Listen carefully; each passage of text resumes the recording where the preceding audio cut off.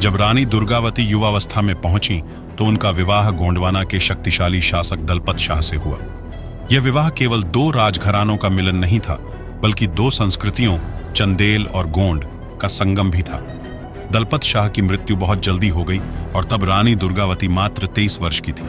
लेकिन उन्होंने हार नहीं मानी। उन्होंने अपने नाबालिग पुत्र वीर नारायण के नाम पर शासन की बागडोर संभाली और स्वयं राज्य का कार्यभार अपने हाथों में ले लिया।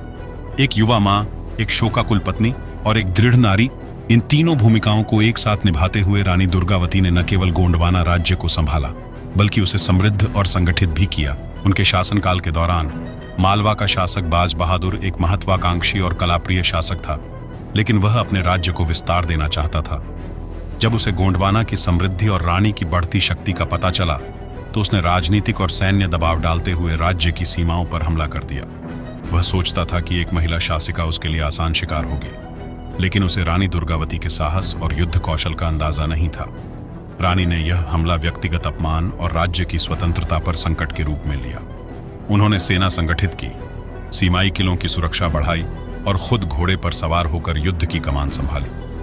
बाज बहादुर की सेना कई मोर्चों पर बंटी हुई थी, जबकि रानी ने जंगल और पहाड़ी इलाकों की भौगोलिक परिस्थितियों का फायदा उठाया। युद्ध कई दिनों तक चला और रानी की रणनीति और उत्साह के सामने बाज बहादुर की सेना टिक नहीं सकी।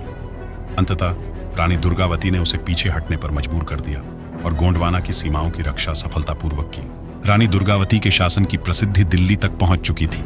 एक नारी जो बिना किसी पुरुष संरक्षक के पूरे राज्य को दृढ़ता से चला रही थी। लेकिन यह सम्मान मुगल साम्राज्य को स्वीकार नहीं था। 1564 में मुगल सम्राट अकबर ने अपने सेनापति असफ खान को गोंडवाना पर चढ़ाई का आदेश दिया। जब रानी को मुगल सेना की चढ़ाई का समाचार मिला, उन्होंने डरने के बजाय युद्ध का नगाड़ा बजाया। अपने सैनिकों का नेतृत्व करते हुए रानी ने खुद शस्त्र उठाया। वह जानती थीं कि दुश्मन की सेना कहीं अधिक बड़ी और सुसज्जित है, लेकिन उनका आत्मबल और मातृभूमि के प्रति प्रेम कहीं अधिक ऊंचा था।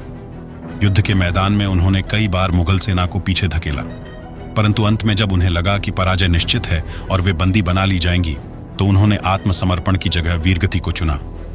रानी दुर्गावती ने अपनी कटारी स्वयं अपने हृदय में भोंक ली और इतिहास में अमर हो गई।